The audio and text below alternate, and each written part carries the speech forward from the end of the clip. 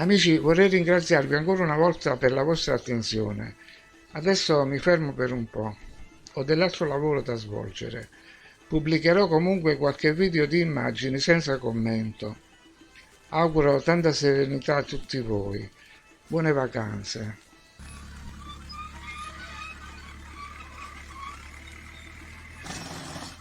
In questo video, prima della pausa estiva, vorrei provare a fare un compendio della ricerca di questi 2 anni. Dico subito che il risultato complessivo non è molto incoraggiante. Ogni tassello apre nuovi scenari e si presta a varie interpretazioni che portano però quasi sempre in un vicolo cieco. E nonostante l'accumulo di migliaia di immagini, è ancora difficile stabilire una linea temporale affidabile. Sembra che il poeta russo Vladimir Vladimirovich Majakovskij, morto suicida con un colpo di pistola al cuore il 14 aprile 1930, una volta abbia detto: «Il mondo intero è un disastro. Le persone sono solo persone e il sole è una fottuta lampada». Naturalmente il poeta non si riferiva alle tematiche di oggi, ma forse ci sono intuizioni che hanno un valore duraturo. In questa frase, infatti, potrebbe esserci tutta l'essenza della creazione. Persone come maschere, bugiardi in una bugia, o se vogliamo, cloni in uno spazio irreale.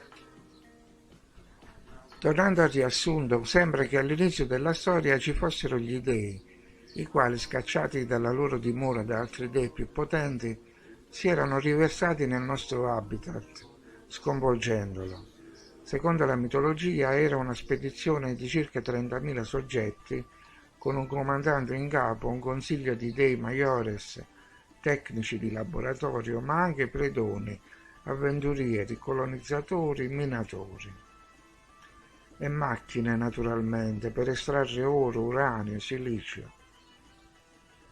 Ma non venivano dalle stelle, ma da altri settori dell'immensa pianura intorno a noi, che resta un qualcosa di inconcepibile, e questo vale per tutti. Elimino subito la possibilità di riuscire a capire chi abbia creato tutto ciò, se si tratti di una intelligenza artificiale e se sia davvero reale o, peggio ancora, un videogioco. Perciò dobbiamo per forza partire da una narrativa che si svolge in medias res, cioè dal momento in cui altri esseri sono giunti ondati in questo terrario da settori esterni, portando le loro tecnologie, i loro prodotti e le loro visioni del mondo.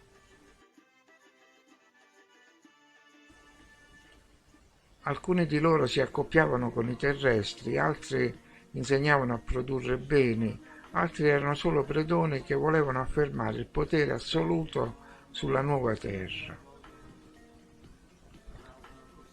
Molti di questi dei si tenevano in contatto con la madrepatria tramite collegamenti e visite annuali.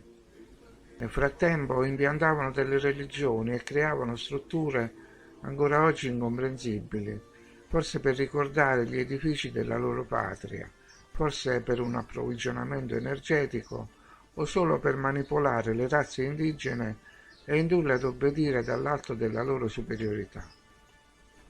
Aggiungiamo anche che in quel periodo l'atmosfera doveva essere molto diversa.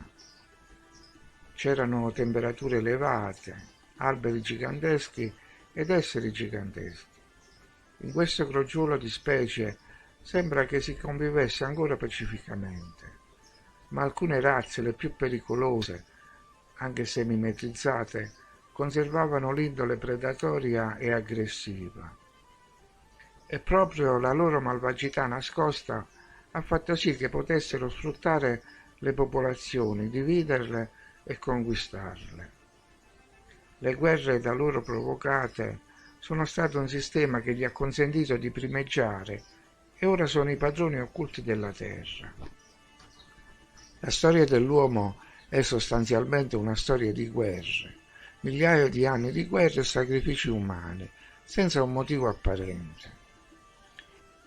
Il potere degli invasori si è rafforzato ancora di più quando hanno stabilito delle società segrete e fatto ricorso alle loro armi preferite, la corruzione e la bugia. La storia veniva riscritta di volta in volta e tutte le figure che loro ritenevano pericolose venivano eliminate.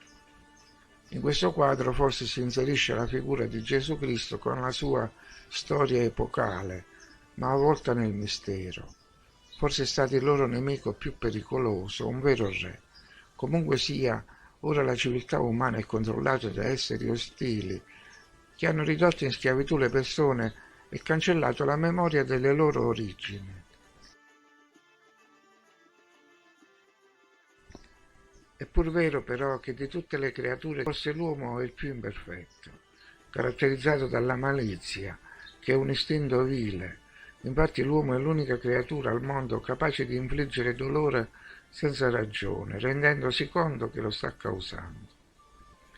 Nonostante ciò, molti cercano una via d'uscita, cercano di dare un significato all'esistenza.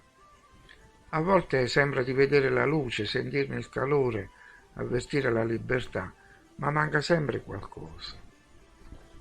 Manca la risposta alla domanda perché siamo qui o qual è il significato di tutto ciò, poiché sembra che l'umanità, non importa quale livello di consapevolezza possa raggiungere, sia inconcludente a priori.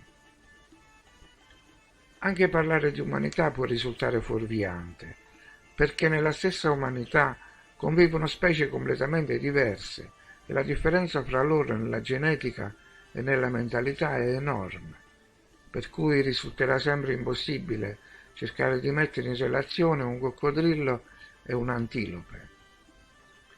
I predatori astuti e arroganti saranno sempre all'attacco dei terrestri, i quali sono in massima parte biorobot sconclusionati, in preda a qualsiasi suggestione o idea folle.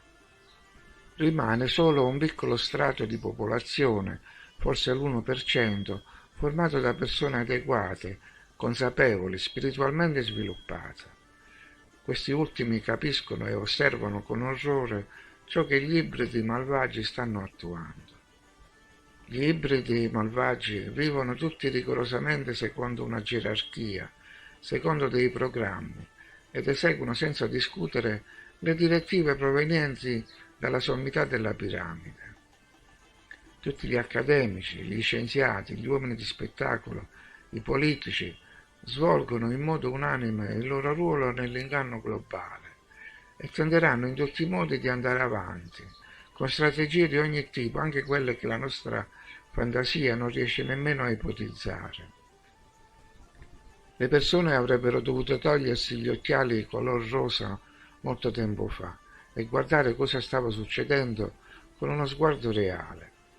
Adesso siamo in una trappola che può chiudersi in qualsiasi momento e costringerci a vivere secondo una volontà assolutamente aliena e ostile.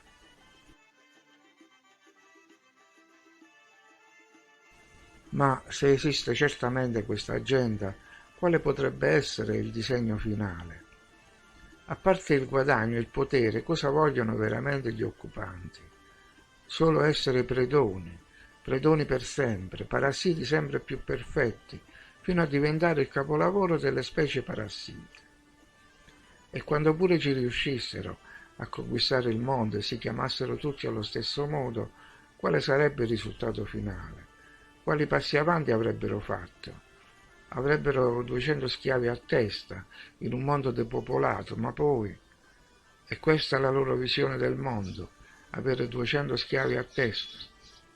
Ma sarebbero sicuri di essere diventati padroni del mondo o dovrebbero lavorare ancora per altre razze sconosciute, incontrare ogni volta nuovi parassiti?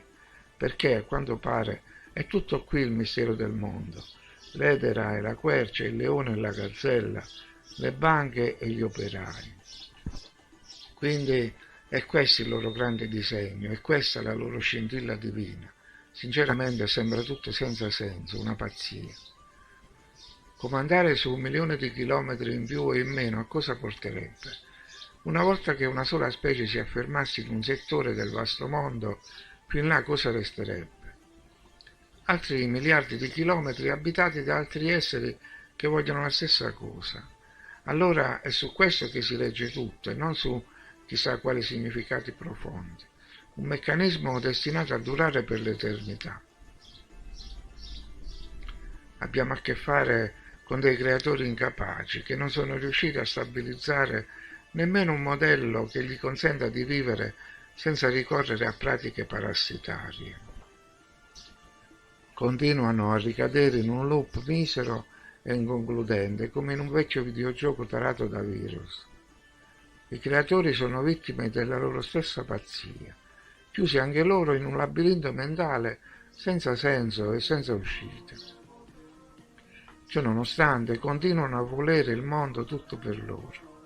Allora se lo prendessero una buona volta, se ne hanno la forza, ma almeno ci risparmiassero il teatro, i segreti, le piramidi, le palle che girano.